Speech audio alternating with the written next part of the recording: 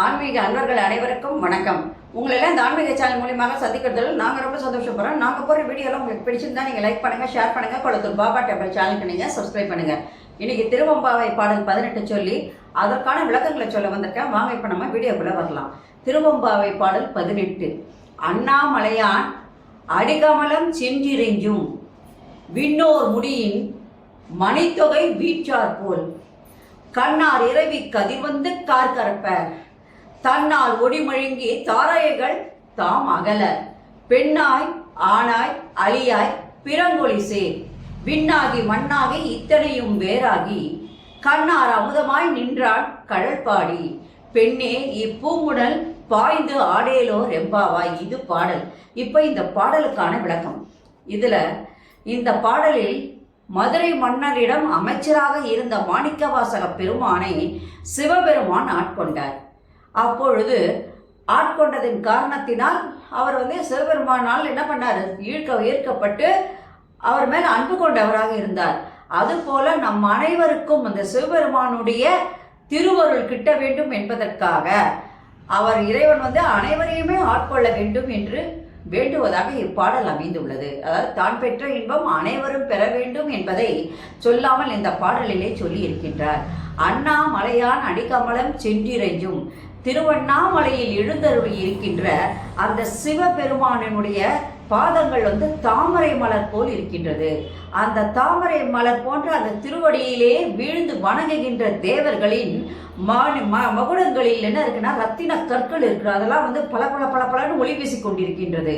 ஆனால் இந்த அண்ணாமலையாருடைய திருவடிகளிலே அவங்க விழுந்து வணங்கும் பொழுது அந்த மகுடத்தில் இருக்கின்ற அந்த கற்கள் எல்லாம், ரத்தின கற்கள் எல்லாம் ஒளி இழந்து காணப்படுகின்றது. காரணம் என்னன்னு கேட்டீங்கன்னா, திருவண்ணாமலையினுடைய சிவபெருமானுடைய திருவடிகள் எப்படிப்பட்டதுன்னா பெரும் பேரொளி பெற்றது. அந்த பேரொளி முன்னாடி இதெல்லாம் மங்கி போய்விட்டது என்பதை சொல்லாமல் சொல்லுகின்றார்.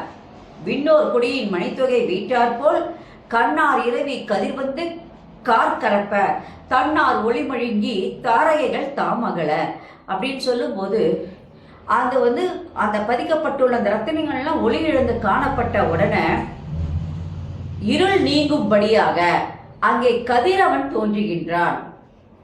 அப்போ அந்த கதிரவனுக்கு யார் இங்கே ஒப்புமையாக சொல்லப்படுது? சிவபெருமான் ஒப்புமையாக சொல்லப்படுகின்றார். கதிரவன் தோன்றின உடனே கோடிக்கணக்கான விண்மீன்கள்லாம் தன்னுடைய ஒளி இழந்து அங்கே மங்கி காணப்படுகின்றன. அந்த கோடிக்கணக்கான விண்மீன்களுக்கு அங்குள்ள தேவர்களின் மணி மகுடங்களில் அணிந்துள்ள அந்த ரத்தின கற்கள் அங்கே ஒப்புமையாக சொல்லப்பட்டது. மறைந்து விட்டன. இப்போ நாம என்ன பண்றோம்? கதிரவன் விட்டாலே பொழுது விடுந்து விட்டது என்று தெரிஞ்சுக்கிறோம். இறைவன் எப்படிப்பட்டவன்னா, பெண்ணாகி ஆனாய் அழியாய் பிறகொழி சேர் விண்ணாகி மண்ணாகி இத்தனையும் வேறாகி. இறைவன் எப்படிப்பட்டவன்னா, ஆணானவன், பெண்ணானவன், அலி என்று சொல்லப்படுகின்ற திருநங்கைகளும் ஆனவன், மூன்றும் அவனாகவே இருக்கின்றான். அப்போ உலக ஜீவராசிகள் அனைத்தும் ஆன அந்த இறைவன், இவங்க 3 பேர் மட்டும் இல்ல, உலகத்தில் உள்ள ஜீவராசிகள் அனைத்துமே இறைவனிடத்தில் அடக்கமானது. அப்போ எல்லாமாகி இருக்கின்ற அந்த இறைவன் ஒளி தருகின்ற அந்த கதிரவன், சந்திரன், வானம், மண், காற்று, பூமி இவை போல என்ன பண்றான், பஞ்சபூதமாக இருந்து அனைத்தும் நம்மாக இருக்கும் பொழுது ஒரு பேரொளியாக அங்கே காணப்படுகின்றான். அந்த பேரொளியாகிய அந்த இறைவனினுடைய திருவடிகளை நாம் பாடும் பொழுது நம் மனமானது நிறைந்து காணப்படுகின்றது. கண்ணார் அமுதமாய் நின்றான் கழல்பாடி பெண்ணே இப்பூங்குணல் பாய்ந்து ஆடையிலோர் எம்பாவாய்ன்னு சொல்றாரு. அதனால இந்த நீரிலே நாம் என்ன பண்ணணும்? பாய்ந்து நீராடுவோம் என்கின்றார் மாணிக்கவாசகர். எப்படி நீராட வேண்டும் என்றால், மனதில் உள்ள அழுக்குகளை எல்லாம் போக்க வேண்டும். போக்கிவிட்டு அந்த நீரிலே நாம் நீராடும் பொழுது அது இறைவன், அந்த நீர் இறைவன் இறைவி 2 பேரும் சேர்ந்தது. அப்போ நம்ம அங்கே நீராடும் பொழுது இறைவனுடைய பிம்பங்களை நம் நெஞ்சிலே நாம் உணர முடியும். அதனால அப்போ அவனுடைய அந்த ஒளியை உணரும் பொழுது மாணிக்கவாசகருக்கு கிட்டிய அந்த பெருமானுடைய சிவபெருமானுடைய எப்படி அவரை மாணிக்கவாசக பெருமானை ஆட்கொண்டாரோ அது போன்று நமக்கு ஒரு காட்சியாவது கண்டிப்பாக இறைவன் தருவார் என்பதை இங்கே மாணிக்க வாசக பெருமான் அழகாக இந்த பாடலை எடுத்து கூறியிருக்கின்றார். நன்றி, வணக்கம். இந்த வீடியோ உங்களுக்கு பிடிச்சா நீங்கள் லைக் பண்ணுங்கள், ஷேர் பண்ணுங்கள். குளத்தூர் பாபா டெம்பிள் சேனலுக்கு நீங்கள் சப்ஸ்கிரைப் பண்ணுங்கள். நாளைக்கு திருவம்பாவை பாடல் 19 சொல்லி அதற்கான விளக்கங்களை சொல்ல வர. நன்றி, வணக்கம். ஓம் சாய்ராம்.